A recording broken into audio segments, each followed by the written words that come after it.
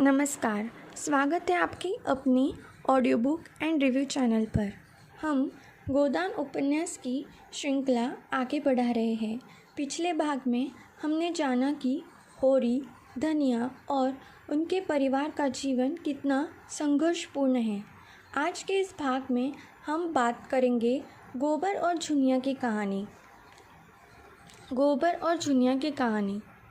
होरी का बेटा गोबर गांव का नौजवान, जो अपने पिता की तरह शांत और सहनशील नहीं है, उसमें विद्रोह की आग है।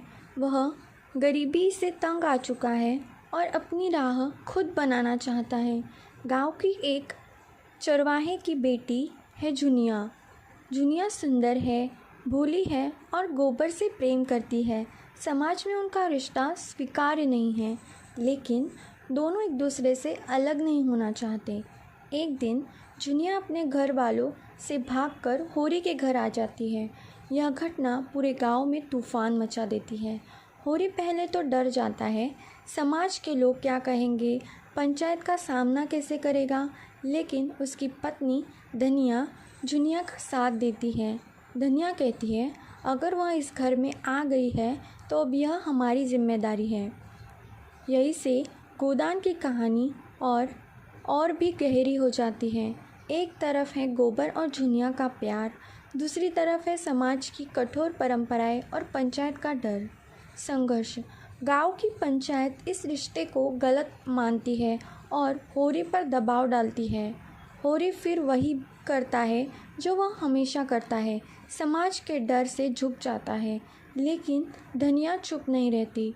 वह खुले शब्दों में कहती है, लड़की भागकर हमारे घर आई है तो अब उसका सहारा हम ही हैं। यहाँ हमें दिखता है धनिया का साहस और होरी की कमज़ोरी।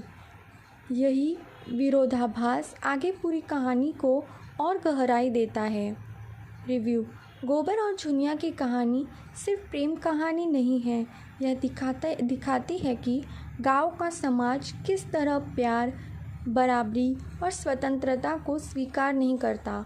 जहाँ होरी जैसे लोग समाज के डर से चुप हो जाते हैं, वही धनिया जैसे लोग अन्याय के खिलाफ खड़े हो जाते हैं। इस भाग से हमें यही समझ में आता है, व्यक्तित्व, प्रेम और सामाजिक मान्यताओं का संघर्ष, महिला की दृढ़ता, युवा पीढ़ी का विद्रोह, इन तीनों ने गोदान को केवल कहानी नहीं बल्कि समाज का आईना बना दिया। दोस्तों, यह था गोदान पार्ट 2, गोबर और झुनिया की कहानी।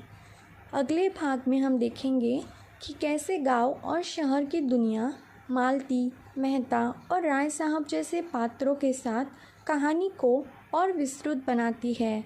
अगर आपको यह वीडियो पसंद आया हो तो चैनल को लाइक, शेयर और सब्सक्राइब ज़रूर करें। धन्यवाद।